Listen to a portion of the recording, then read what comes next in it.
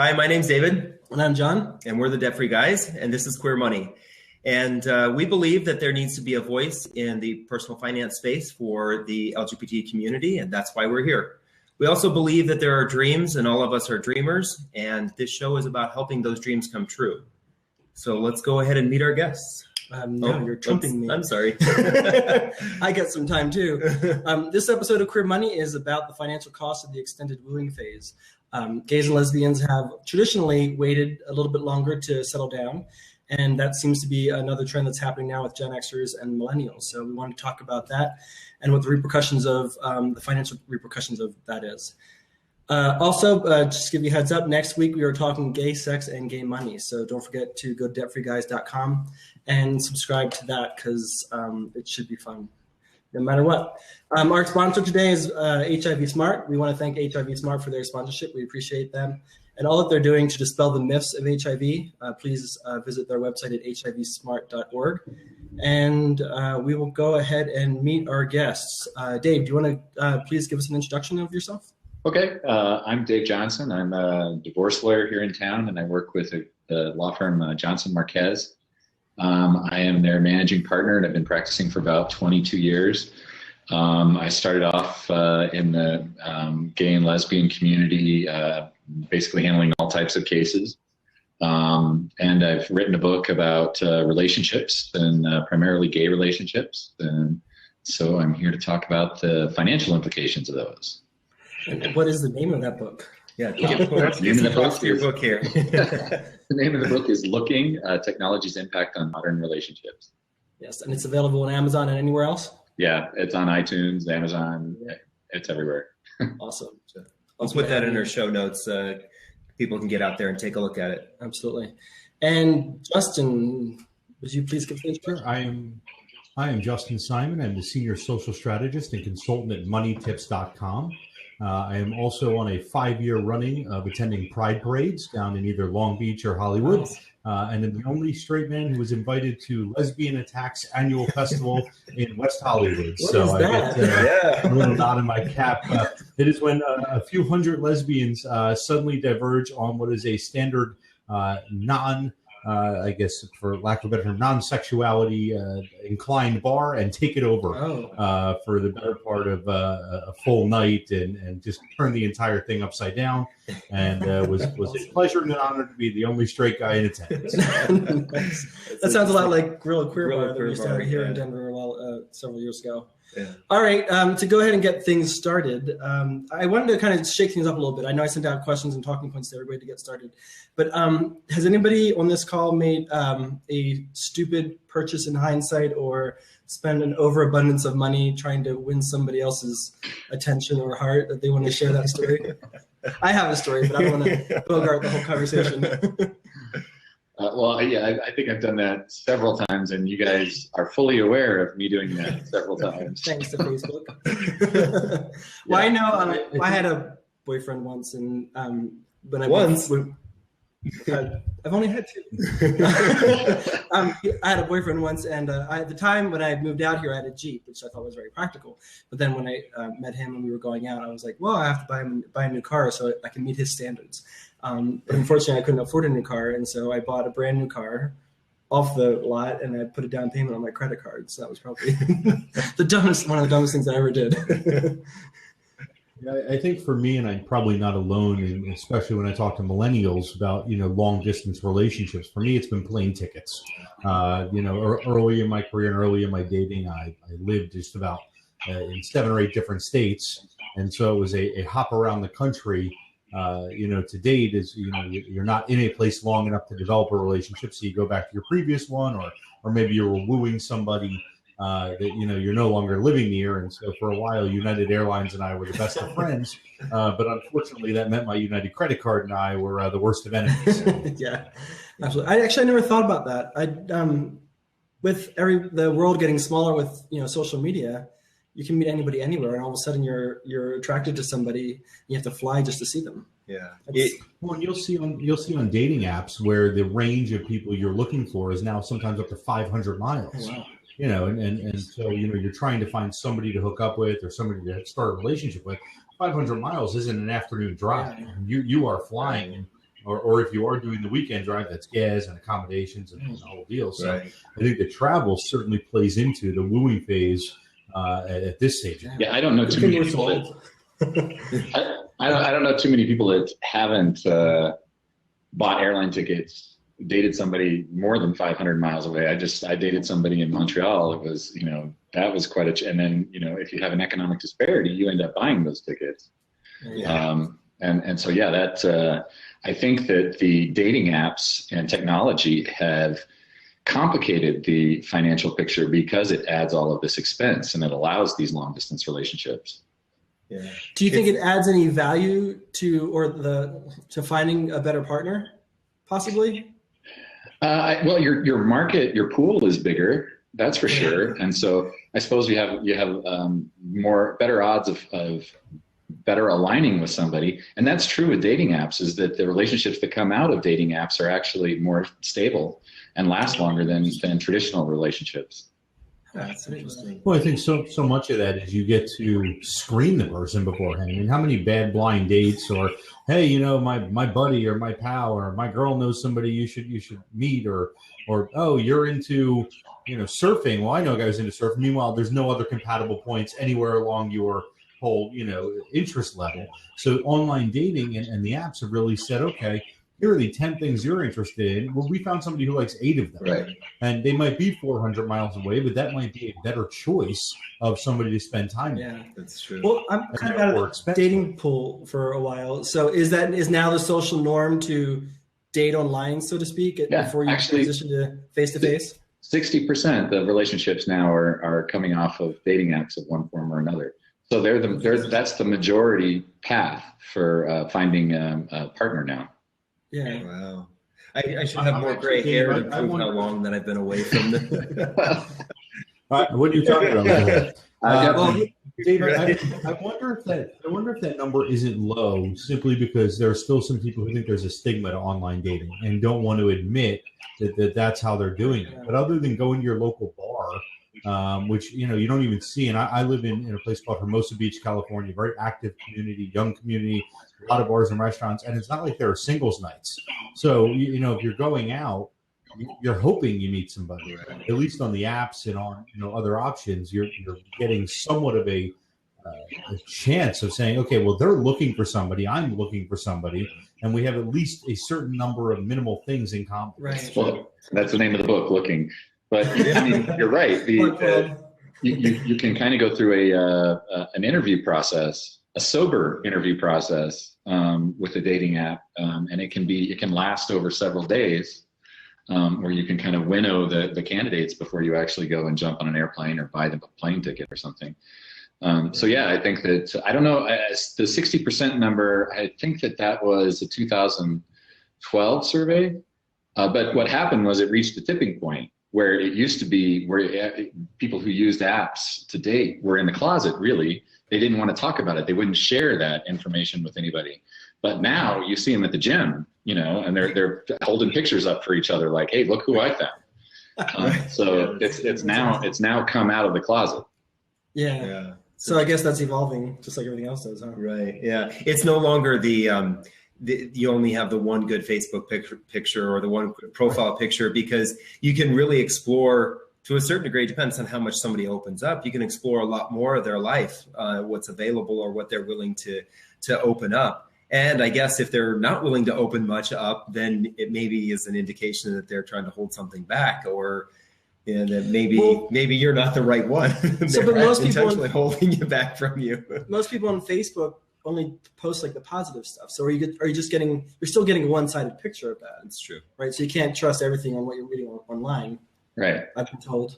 Yeah. Right. Well, unless you have those friends who just post all their drama, and then you get the other side. Yeah, I was going to say, your Facebook timeline and my Facebook timeline are two very different timelines, apparently. If you're getting nothing but positive news. Gay men on mine. Well, so I'm actually quite interested that we have a gay man on the panel, because I have a question. So is it still the norm for the man to pay in a straight relationship when you're dating, or has that evolved as well? Well, I assume you're talking to me. Yeah. And so, well, just making sure.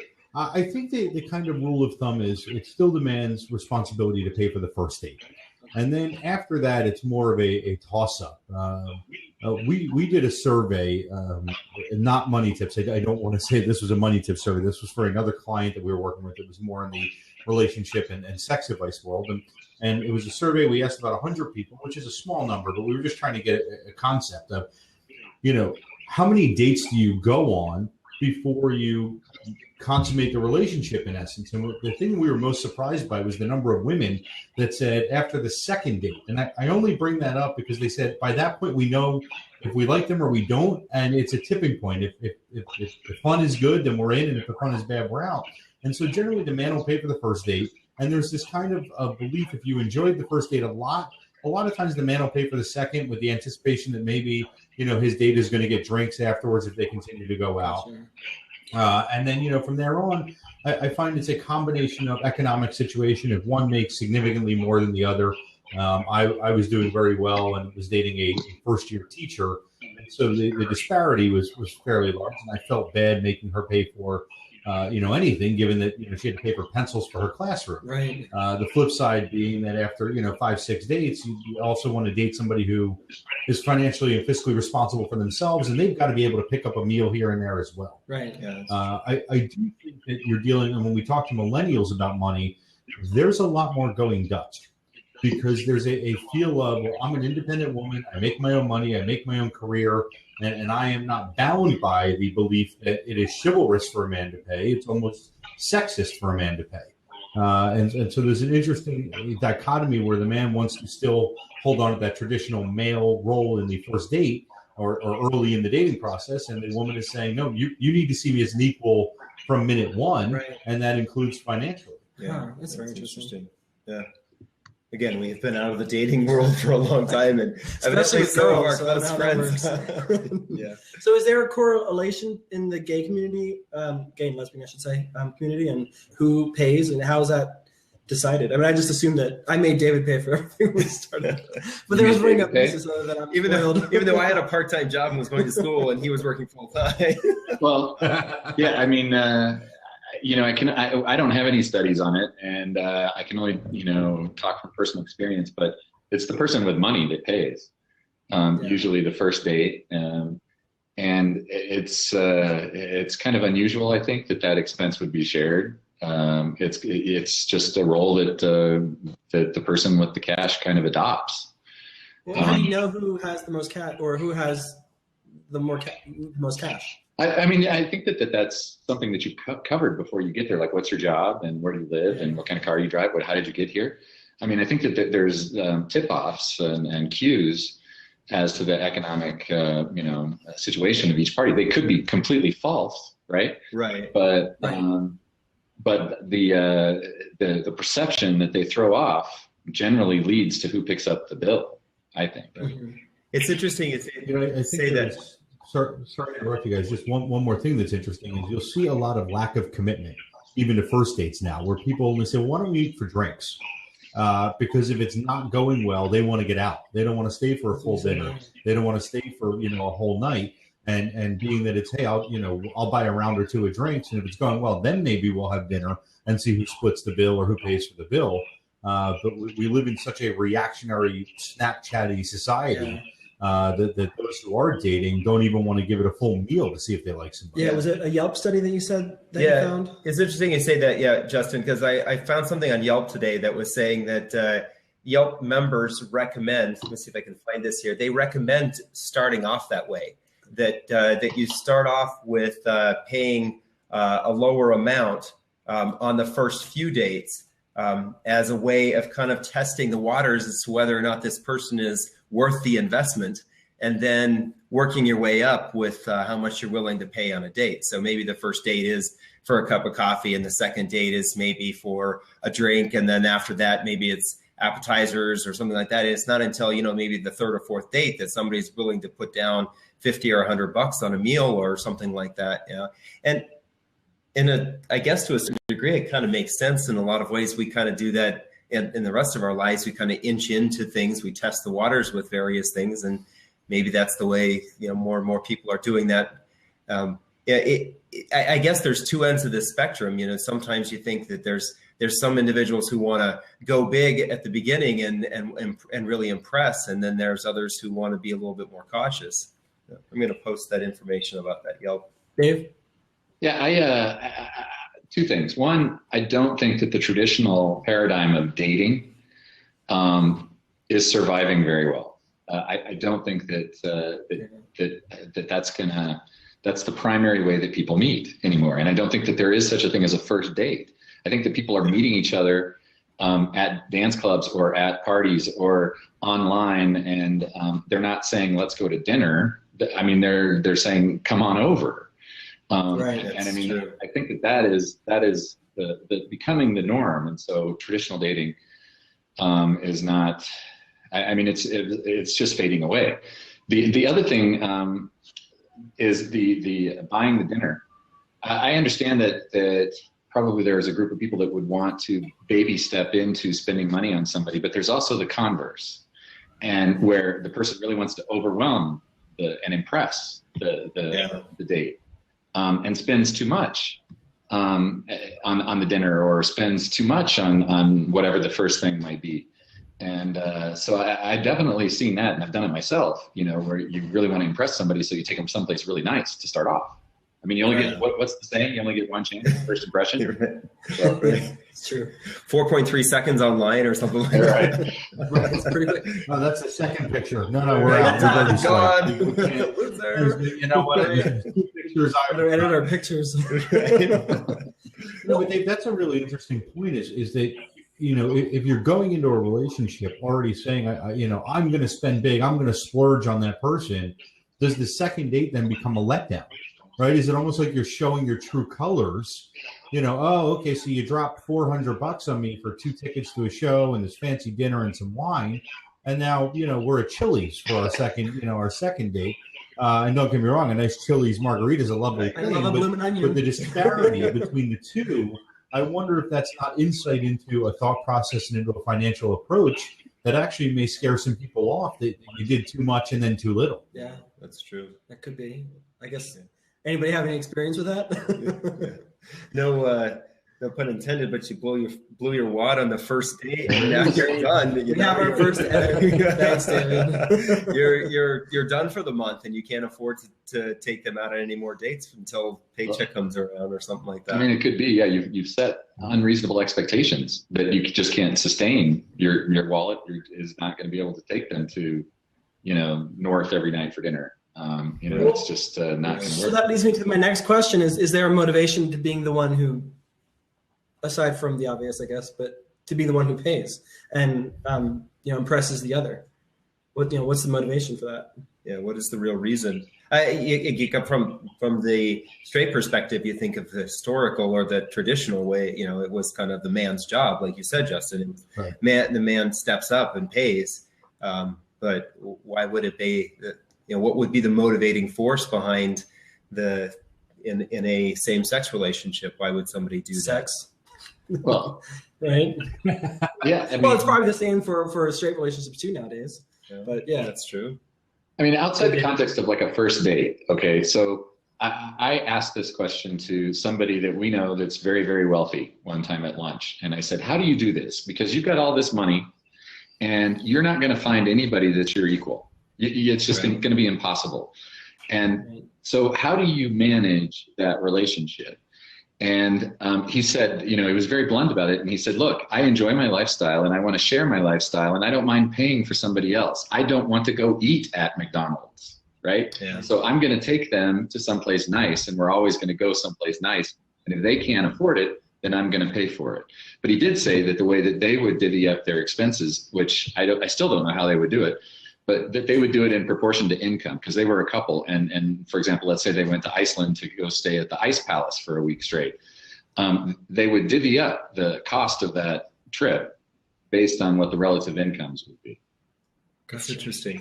Well, that's a fascinating approach. Yeah, it is fascinating, but I don't know how. After a while, maybe the person who was paying more wouldn't feel like they were being slighted, and the person who wasn't paying as much would feel like they weren't meeting their end of the bargain. But it's interesting. We were on Farnoosh. I don't know if you know Farnoosh Tarabi. Sure. She's a personal finance expert and blogger. She has a show coming up here in April on CNBC. And we were on her podcast, and she was talking about her sister-in-law and her partner who had recently gotten married. And that was kind of their approach to a number of things. Was one, there was a slight disparity of income, and that's what one would pay a little bit more than the other. And so it was kind of interesting.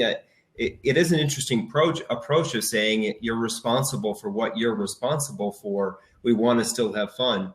I guess the question, though, would be still is if you're doing something and your 10% of the whole lot is still too much money for you, what ends up happening then? If you're only paying 10% of a $40,000 vacation and that $4,000 is too much for you, what do you do? Yeah, I mean, I don't know how they work that out. I mean, hopefully that it's the same risk or the same investment for both parties. If it's 10%, 10% versus 90%, whatever it might be. Hopefully it's the same pain to both of them. The one thing that I would say about that relationship that I also asked them about when we had lunch was the dependence that you can create in a partner by being unequal financially. And that dependence becomes something that they expect, and then that can put a lot of pressure on a relationship when it's just expected that you will pay. It's expected that you're going to do all these things. Right. Yeah. So you can talk about. I also think there's things beyond the finance. There's household responsibilities. A lot of times there's children responsibilities. There's other things. So the finance is just one aspect of what you need to divide and what you need to approach. And obviously being, we're on this blab, that's the important section. But I will tell you that I've been in relationships where the financial difference was fairly wide, but my partner did so much around the house and so much, other little things you don't even think about, that it felt like, I don't want to say they were earning their money because that's, rude and it's just not true. Right. But they were doing 80% of, the cooking and the weekly, meals. And so if I'm paying for 80% of our trips, to me, that evens out. Yes, it's one's money and one's time, but if we're going to go, cliche and say time is money, they're spending much more time, cooking and grocery shopping and all of those things. And I don't want to put people into gender roles. It just so happened that she was a wonderful cook and really enjoyed it. Just like me. And so, so there was value in that. And the money became less of a disparity because I recognized what she brought to the table elsewhere had value beyond just what the credit card bill was. So is that something that evolved on its own, or did you have to kind of discuss that in the beginning to make sure it was equitable in that way? That's a really good question. I think it evolved over time. There were times where she would complain or feel like she was letting me down because she couldn't cover a bill, or I wanted to go to a concert, and she said I just can't spend $75 a ticket. And I'd say no, I want to go. It's a band I want to see, and she would be a little upset that I paid for the ticket, and we kind of had that come to Jesus moment of, look, I didn't cook last month. I didn't pick up the kids. We don't have kids, but similar, like we've heard conversations with, I didn't pick up the kids. I didn't do these things. So, if my choice of making money is to spend it on us so we can have an experience together, that's got to be okay here. We've got to figure out a happy medium where we both win. Right. Yeah, that's true. It's all about being together, right? Right. Well, it's a partnership, and I think that hopefully more of it is happening today, that there's more transparency in those partnerships and those relationships. I think, unfortunately, many of us come from familial backgrounds where there isn't much exposure or much talk about money or finance or how relationship decisions are made. But hopefully as we grow up, we kind of grow into that, and we can get into being able to share that kind of thing, those kinds of things with the person that we're intending to or are spending the rest of our life with. Or a good chunk. Yeah. Well, so this is a good segue, I think, into, we're assuming, I think, that both partners so far are have same credit scores and debt limits or debt history and all that. What's the thought on dating somebody who was not financially stable? If you are somebody has a bad credit score or as a mountain of student loan debt. Does anybody have any risks or concerns with that? Well, as a divorce lawyer, you probably see a lot of it. yeah, if you end up marrying that person, you adopt their financial situation, and while you're not responsible for the debts that they incurred prior to that, there's a question of what their need is during the marriage, and those debts are part of their needs. So you essentially become responsible in a way. And if you get divorced from that person, and they've still run up all these bills, and they're the ones, everybody has this idea that if we just keep separate checking accounts, and if we just, keep separate credit cards and all that kind of stuff, that it's okay, but it really isn't. And so if that person made bad choices before the relationship, ran up debt, didn't pay their bills, whatever it might be, and they kept doing that during the marriage, then the other partner is going to be fully responsible for that. So the debt that they acquired before marriage, so you have all this debt, you get married, you're together, and then you get divorced again. Are you, as the financially stable person, still responsible for the debt they acquired before you got married? No. In divorce, that's not the case, right? Okay. Right. It's the debt that they would acquire during the marriage. So, for example, if they wanted to go back to school and they borrow a bunch of student loans, guess what? That's marital debt, and so you're going to be sharing that. But what happens is that if they are economically disadvantaged in the relationship and they owe all of this money and you're paying all of this money, you're never going to get that back. That becomes just a responsibility. So, it's especially if it's a longer term marriage, you have to worry about what we call maintenance. It used to be called alimony. And there's a formula for that, but one of the biggest factors is what's their need. And if they've got a lot of debt, they probably got a lot of need. Yeah, it's interesting. Well, to me, I think one of the things you have to look at, if somebody's coming in with massive amounts of debt and a bad credit score, what other areas of their life are they irresponsible at? Right. That's a huge red flag beyond just the financial situation, because I'm concerned that there's other things they're not telling me about or other poor decisions they're going to make. If you're telling me, oh, I've got a 500 credit score and I've got $30,000 in debt and it's not student loan, it's consumer purchases. Yeah. That's a deal breaker for me. I mean, maybe it's harsh, maybe it's not, but I don't want to be hamstrung by your inability to do anything. Right. It certainly would have a problem us getting a house, or if you need a car, or any large scale purchases. Right. And then we're talking before about going on vacations or going away. If you've got I knocked my mic over. Sorry. If you've got five or high five figures in debt, I don't know that you're ever going to be able to afford it. So now I've got to cover everything. Right. And my current girlfriend has spent the last 2 years really working to improve her credit score, but she came in with minimal debt.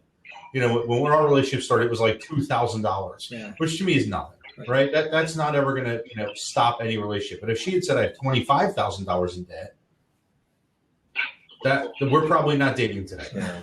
It's interesting. It begs the question of at what point or how soon in a relationship, getting into a relationship, do you try to start uncovering those kinds of those realialities about somebody you're interested in? One grinder. Yeah, what's your credit score? Right. Yeah. What's your credit score? Right. Wait a second. I was already censored. Sorry. Do you guys think that happened? You laughed, but that happened. Really? That you guys laughed, but that happened. Somebody on Grindr was on BuzzFeed a couple years ago, where his first picture was my credit score is a 785 or something like that. That was his first picture. Yeah. It was like just advertising it right off the bat. You were going to ask that question, Dave? What's that? You were going to ask that question? Is that actually what happens? I was going to ask, is that actually what happens, where you start some sort of interview and interrogation about what their financial situation is? Did you guys have that conversation before you started dating? I mean, no, he was just hot across the dance floor. I could see his abs, and I was like, "That's what I need." I'm serious. That's generally how those relationships start, and you don't have that discussion about credit scores and money in the bank. I mean, it's almost taboo to have that discussion, right? It is, and that's part of the reason why we're maybe having these kinds of discussions, and part of the reason why we're talking about queer money. I mean, queer money, our goal with queer money is to try to help build a financially strong LGBT community. And one of the reasons or the ways we think that can be done is by peeling back some of the layers on some of these taboo subjects. I mean, my parents didn't really talk to us about credit cards and about debt and what it was like to create a budget growing up. And John said the same thing. And we, looking back on it, we wish we had. Now, that being said, I don't know if John would have told me 6 weeks or 10 weeks into our relationship that he had $25,000 in credit card debt and I had $15,000 in credit card debt, that it would have mattered that much. But it worked out for us. It did work out, but it does beg the question. If you do find out that somebody has $40,000 or $50,000 in credit card debt and you cannot afford to take care of their lifestyle and your own, how do you do, what do you do? Or you maybe that they are, and I'm just going to pick on this example because you brought it up, Justin. This person is a school teacher, they're a first grade school teacher, and that they're probably making $45,000 a year, but she happens to be driving a 1 or 2 year old Mercedes, lives in a condo or an apartment where she's paying, $2,000, $3,000 a month. I see examples of people living these kinds of lifestyles, and you just got to wonder, what's going on behind the scenes financially. Can you make some assumptions or should you ask questions? Well, the topic of this particular blab is the extended wooing phase. And so if you're really going to date somebody for longer than, a month, at some point, if you decide you actually really are starting to like the person, I think finances should be something you should talk about. Now, I may not need to know your annual salary or what you're making, but we probably had some conversations about what you're doing at work, how your boss is, when your next promotion may be, those things. And so you kind of tippy-toe around it and get a feel for it, without coming out and saying it. But they're also, it's different with somebody who's in a job that is assumed to make a certain salary. If you are a teacher, or if you are a cable TV installer, you're probably not making $250,000 a year. And that's not a slight. That's just what the pay is for that position. Yeah. Whereas, and not to, pick on Dave here, but if you're, a successful veteran lawyer, people would be very, very surprised if you said, "Oh, I make $47,000 a year." Right. Yeah, that's just the reality of this. You would be very surprised. You're not telling me something. So I think you get a feel for it, but there is a point in time where you say, "Okay, well, this could be something." And especially with what we've had thrown in our face over the last few years of credit score and your finances, and Carl Richards, who runs BehaviorGap.com. We spoke to him when we met you guys. We were fortunate enough to meet you and him at FinCon this year. And he suggested talking about money early, to not make it a taboo subject, to not make it something that has to be hidden and private, to say, hey, listen, this is the reality of a situation. If I was sick, I would tell you. If I have an ex-wife or an ex-husband, I would tell you. So if we're going to be in this relationship and I've got $20,000 in debt, I owe it to you to tell you that. Yeah. Well, the other thing is, just looking back a couple of weeks, just because somebody appears to be financially successful, is a hit rap star and is making millions, bringing in millions and millions of dollars, doesn't necessarily mean that they're financially stable. They may have $53 million in debt and need to be bailed out by their Mark Zuckerberg reality TV wife or a beg from Mark Zuckerberg. Right. I mean, how many Hollywood stars do you know that have gone bankrupt? And you just kind of, your jaw drops. But the converse is also true. The people who make 40, 50, 60 can be the most stable. Right. So that janitor with $8 million.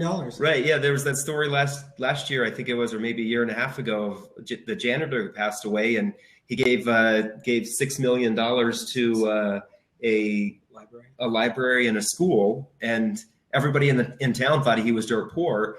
In reality, he was one of the richest people in town because he made wise financial decisions. Yeah, I think that. Well, it's interesting that the St. Louis Rams now will not allow their rookies drafted to sign a contract until they met with a financial advisor. That's a good idea. That's smart. For the same reason you're talking with Kanye, is these guys all of a sudden they get their signing bonus. Do you need to have your CFP be an advisor? Trust me, you can get in that game because these guys are not smart about money. I don't want to say they're not smart, but they're just uneducated about money historically. Yeah. A lot of them out of college early or never went to college. Yeah. And when the opportunity arises, that they find somebody they trust, they tell all their teammates. They tell all the guys they played, amateur ball with, and college ball with. And so you can pick up 10, 15, 20 clients in a hurry. There you go. Well, you know, I just have I get so angry when I think about the school system, and we spend all this time and money trying to get students to earn as much money as they can, but then we don't tell them how to manage that money. And you can earn, as these examples show, millions and millions of dollars and not have anything to show for it at the end of the day. Yeah. And then you have, you know, how many people are, you know, filing Chapter 11 or Chapter 7 or, you know, whatever. And here they just blew, you know, millions of dollars. Yeah. So it's just interesting. There was a comment here on the side from Poppy Brandel, and she said that there are some people in New York City who look homeless, but they have millions of dollars, and there are well-dressed, hip people who live in New York City who are living paycheck to paycheck.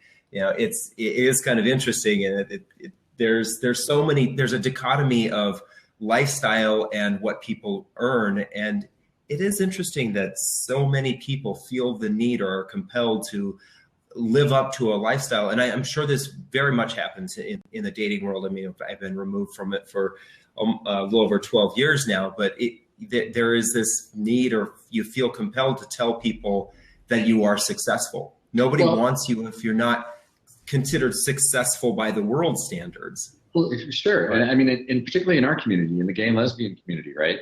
We are inherently insecure people in a lot of ways. And you know, as chairman of the Gay and Lesbian Community Center, it was something that we battled all the time in one form or another. And so, you know, our sense of self-worth often comes from our toys, not from anything deeper. And so we'll spend every dime we have to get that BMW, the brand new BMW, put ourselves in the hole just so that we can throw off that impression of security and stability when it doesn't really exist. So we our first Queer Money show is called Overspending to Overcompensate, and that was kind of what we touched on. But I'm curious, since you brought the question up, why do you think that the LGBT community tends to have that inherent sense of insecurity? Well, I think it's because of, you know, while we were growing up, we kept this dark secret. And we didn't want to share it with anybody. And we were always there was always the chatter going on in the world around us about what gay people were and how terrible and all of this kind of stuff. And so our self-worth just kind of shrank the more with each one of those criticisms and each one of those insults. So I think that we are just very insecure and susceptible to that sort of, ego crisis that can come from maybe just not having enough money to pay for dinner. Right. Well, I wonder in the LGBT community, there's safety, it seems, in bigger cities. If you're from the middle of Nebraska and you're trying to come out, that's got to be brutally tough. Whereas if you're in New York or Chicago or LA or San Francisco, obviously San Francisco, but bigger cities that are more accepting, and you can find pockets of whatever, sexuality or race or ethnicity or interest, you can find pockets of your people, if you will. Right. Those places in bigger cities tend to have flashier things to do and emphasize the flashy and success, and the newspapers and all the local blogs are saying, check out this hip place and that cool place. And so not only are you now in a big city where things are more expensive, but your whole, social life and all the people you're with are doing things that are more expensive. Right. Yeah. Well, that's kind of how the whole gay ghettos got started, right? That's how San Francisco got started, right? It was once a ghetto, and all the gays were migrated to that because they could live together in the same way with Chelsea in New York, right? Right. It was the physical safety. You felt comfortable, and you could actually feel comfortable walking down the street as a gay couple or as a gay man or woman, knowing that you weren't going to get bashed,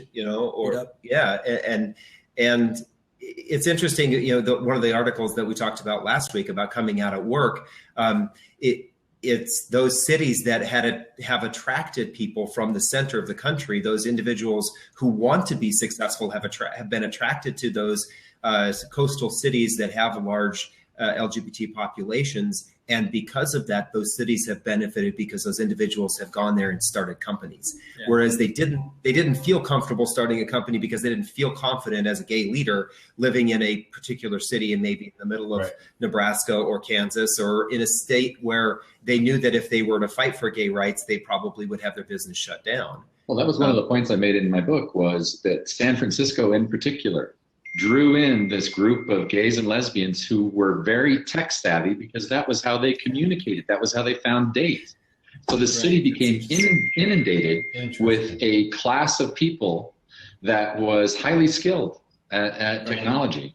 And so, yeah, I mean, I think you're right that the center of the country, the gay brain trust from the center of the country fled to the coast. Yeah, it's interesting. Yeah, sorry, I just need to make a comment here. Poppy Brandel again wrote a comment on the side here about living in the West Village, and has always wondered why the real estate in San Francisco and the West Village have been some of the highest in the country. It is kind of interesting because in a lot of the cases, that's not how those areas started out. They started out as the barrio or as the ghetto, and it was through changes that the gay community made. But it's an interesting topic, and one actually we're going to cover here in a couple of weeks about whether or not those cities now are the best choices for gays because of the fact that they are so financial. There's maybe a financial disadvantage to living in those cities now. Yeah, I'm going to San Francisco on Thursday. Those aren't just LGBT issues. Those two particular places you picked were, for decades have been the most expensive places in the country. Right. I understand what you're saying that the LGBT community may have gone to a less expensive part early on, and I don't know whether or not that's true. But if you're saying it is, I have no reason not to believe you. But the tide in both cities just continued to rise, and now you're seeing that in Miami and LA, right? Where it's starting to become unaffordable in both of those areas as well, and those are both big LGBT communities. Yeah. So it's one of those chicken and egg things. Damn gays, they're ruining everything for us. Gentrification. Citywide. I mean, that's San Francisco. It's the second most densely populated city in the country, and it's got the highest rental rates except for New York. I mean, it is a city that is bursting at the seams. They have 20,000 new people coming in every year, and they have 0 building permits going in for residential units. Yeah, this is true. Wow. That's got to play into the fact that you have lots of young people living there who are trying to figure out how they can have a social life and how to have an enjoyable life and not spend all of their money on rent and getting to and from work. Yeah, it's bad out there, that's for sure. Yeah, it's got to be tough. So to get us back on topic, there was this question that came up specifically for Dave, and I know we touched on it already, but a little bit, but maybe you can elaborate. How has social media like Facebook, Twitter, Grindr, Scruff, and whatnot affected the wooing phase? What exactly, what's the biggest impact that's had on the dating scene from start to finish? Okay, so my belief is that the impact that these, particularly Facebook, let's talk about that because they track all of their data. And if you ever stop to think about the data that they have access to, it's kind of shocking. I mean, they know when you go into a relationship, they know how long you're in that relationship, and they know when it's going to terminate, and they know all the averages, they know the ages, all this kind of stuff. But they know when it's going to terminate? Huh? They know when it's going to terminate? Well, they know what the average lifespan of a relationship for a 23-year-old is. And so they can kind of project out. And this is live data that they collect on the fly. But anyway, so if in the traditional, if you will, the dating scene, your pool of potential mates was arm's reach. It was either at work, at the bar, at the gym, arm's reach. But and it was limited to a small group of people, maybe 50. Facebook, you can have 5,000 people, and they're all over the planet, and you can find out a lot about them, not just from what they post, the verbiage, but you can draw conclusions from the pictures, what they choose to post and what kind of pictures, where do they go, who are they with? Are they always in a picture alone? Are they always with people? What are they doing with people? So the biggest impact that social media has had is expanding the pool of potential mates well beyond anything we've ever had before, and allowing you to touch each one of those potential mates whenever you want to, by putting up a new picture, by putting up a post, and they'll see it. So the communication that you have with this large group of people enables you to really to have potential mates like everywhere. So I think that is the biggest impact that it's had, is just the sheer number of people that you could you have to choose from. Do you know yet, or does Facebook know yet, the success of the relationships that they've helped culminate? Well, I mean, statistically speaking, I forget the name of the group that does the study, but like I said earlier, that the relationships formed online or through an app are more stable than relationships that are formed in a traditional setting. That's interesting. And I mean, that is you go look it up, but it is hands down the truth that those relationships, I think that it's because the interview process you can have so much of an interview process. You can really dig into that person's history and they don't even really know you're doing it. Right. Yeah, I mean, on Facebook in particular. Yeah. What's that? I was just on your wall today checking you out. You're in a relationship. Something like Facebook are so hard. And I, Dave's numbers are not only factually correct, but fascinating, look into kind of how we date. But that doesn't even include, hey, who's that girl in the picture you just posted? Or who's that guy in the picture you just posted? I mentioned earlier Lesbian Attack, and they posted a picture of about 30 women in this group, all in like a group shot. Hey, we're all here. And a lesbian friend of mine from New York sent me a note, said, hey, the third one in on the left, what's her deal? I want to meet her when I come out to LA next month. Right. And so you have the situation where I don't know if, I did the introduction. I don't know if they hooked up. I don't know what their deal is, but that wouldn't be a statistic that technically would count. And yet it's because of social apps. And what Dave was saying is the pool expanded because every picture is in essence somewhat of a possibility. So, hey guys, sorry, just gonna take a second here and answer this question. Jacob had just asked if we talk about politics, and just to let you know, Jacob, we generally try to steer clear of politics because it can become such a spurious subject. Money is tough enough. We're gonna someday we'll talk about politics. We're gonna broach the money subject for now. Yeah, and then maybe we'll sneak in some politics. And then we'll never work again. Right. We'll have one watcher. I guess the question that I have is, do you think that maybe relationships start out on Grindr or Tinder and then maybe migrate to Facebook? Is Facebook like that's a really good question. And actually, there's crossover the Grindr could just be a hookup and a lot of times it really is just a hookup, right? But if it goes beyond that, you look them up on Facebook, right? And you see if they gave you their real name, and then you start doing that homework. Their real name. Right. We all become Dick Tracy. Right? Is that your name? And the other thing, this is really interesting. I don't know if you guys knew this, but when you meet somebody on Grindr and you exchange phone number with them, right? Did you know that Facebook has access to your address book and then will list that person in people you may know? So Facebook actually facilitates you going and looking up the person that you met on Grindr. So once you put their phone number in your phone, then they tie the two together. Facebook keeps track of the phone numbers that are in your phone, and that's one of the ways that it gets your who you may know selection. Gotcha. Well, that's why you should always use WhatsApp. It just recommended Ellen Johnson. That's why I use WhatsApp, so they can't track you. And it's interesting because the best way to put this, but a friend of mine recently met a woman, spent the night with her a couple times, and said, "I'd like to be Facebook friends with you." And she said, "We're not at that stage yet." So they can sleep together for a weekend. There's all kinds of, they did nothing but from Friday to Monday, from the report I heard, that was all they did. But the minute she said, "Oh, let's be Facebook friends," that's a little too that's almost like taking her home to your mom. Right. That's personal. Yeah. It's like, I'm not going to take you to my mom and dad yet, but I'll have sex with you. Right. You're going to introduce everybody to all your friends because you met somebody new on your Facebook stream. And it's interesting because you never know certainly what that person's going to do when it comes to Facebook. I know of several individuals who opened up Facebook and found out that they were all of a sudden in a relationship with someone that they weren't quite certain that they should have been in a relationship. They were the last to find out.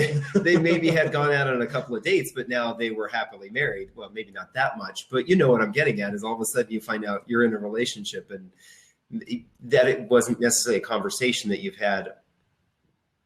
Maybe not verbal, but a conversation. You got bogarted. Right, exactly. Yeah. For a relationship. So. Well, there is a thing that if it isn't on Facebook, it didn't really happen. And so if you haven't posted it in a relationship, then you're not really getting. Whenever we go anywhere, I was like, we got to check in, otherwise it didn't actually happen. Right. There's no point in doing this. Right. Our lives are being tracked and cataloged in massive data centers in Washington and Oregon. Massive data center. Is that Vanilla Sky, or is what Tom Cruise movie is that, where it's all being captured? You can predict your date, what you're doing. Not Dallas guy. Crap. I'm going to forget the name. Minority Report. Minority Report. Yeah. Yeah. So we have another question here on the side here. Sharon asks, I don't know if my partner is divulging all of his financial information. Is there a way to find out? I guess if I ask for tax returns. It's an interesting question, and we actually have a blog post. I'll put it in the show notes. If you're in a relationship and have been in a relationship for a significant amount of time, it is worthwhile to start asking some of those questions. But one of the best ways to do that is to be forthcoming on your own. And start off by talking about your own finances. But then one of the best ways to really find out what kind of state your partner is in financially is to go together and go online to freecreditreport.com. I think that's the website, and just get your credit reports. Just creditreport.com. Or credit. It just happens to be free. Yeah, that's right. Creditreport.com, and you can order those. There's 3 you get 3 free annually, and we recommend that you do one every 4 months. And it's really hard to hide anything from those reports. So you find out pretty quickly what kind of credit cards or credit history your partner has. John and I were just talking about doing that. Was that this morning, or maybe it was yesterday that we need to do that again? And just it's a way to kind of pull back the covers and see what's happening in your relationship financially. And you can't really hide anything that way either. Yeah. So, I think now that we don't have we do want to give a little, sorry, I was just going to say, I do want to give a little plug that moneytips.com will also be offering free credit reports here in the next couple of weeks. Nice. As part of a whole suite of apps and technologies they're rolling out. Nice. Let us know when you do that, and we'll add that to the show notes after the fact. Is that moneytips.com? Yep. Okay. So we're pushing an hour here, and I don't want to get too long. So I guess what's the takeaway from all of this? The idea is to try to help people be a little bit more successful financially through the dating phase. I guess the one takeaway that I got from it was maybe having the financial discussion a little bit earlier on than you might be comfortable with, but making sure that you have that discussion early on so you know what's fair and equitable to both parties, and you're not getting into something a little bit that you can't handle. Does anybody have any takeaways they want to share? I would just say, do your homework to the extent that you can without getting tax returns and credit reports. It's the internet has just a wealth of information about people. Google them, and start checking them out that way. Particularly Facebook. There's so much information that people put up on Facebook. The financial disparity is a problem in most of our relationships in the gay world, I think. I guess my thought on that is that you address it early and you lay out expectations. Otherwise, you're going to end up coming and talking to me later. Right. Which is good for you, but not for them. Yeah. Right. It's not good. Yeah, it is sad that money is the number one reason for relationships. Is that? Would you say? Actually, that's a good question, Dave. Is that the same? In I guess gays have only been getting married for not even a year yet. Is that the same reason why gays are getting divorced too? Is primarily because of money problems? Yeah. I mean, people are people, and most of the problems come from money, and the mismatched expectations of how much can you spend and how much do you make and how do I got to pay for that. I mean, we get most of our phone calls for divorces in January when the credit card statements come due from Christmas. Wow. Nobody wants to pay all these bills. That's when our phones go nuts. So I mean, finance is a big driver in divorce. It's why we're unfortunate that that's the way it is. Yeah. Justin, sorry I interrupted you.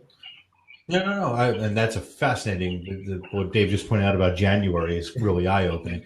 I would say trust your gut and ask about money early and be communicative. But if somebody is very cagey, if they are, all of a sudden, I don't want to talk about it. I don't want, it's different with saying, hey, I don't know, finances are uncomfortable for me this early in a relationship versus I don't want to talk about it, or that's none of your business. If somebody's very defensive about money, there's generally a reason. And it's not just, hey, that's personal for me. It's not something I want to talk about this early in.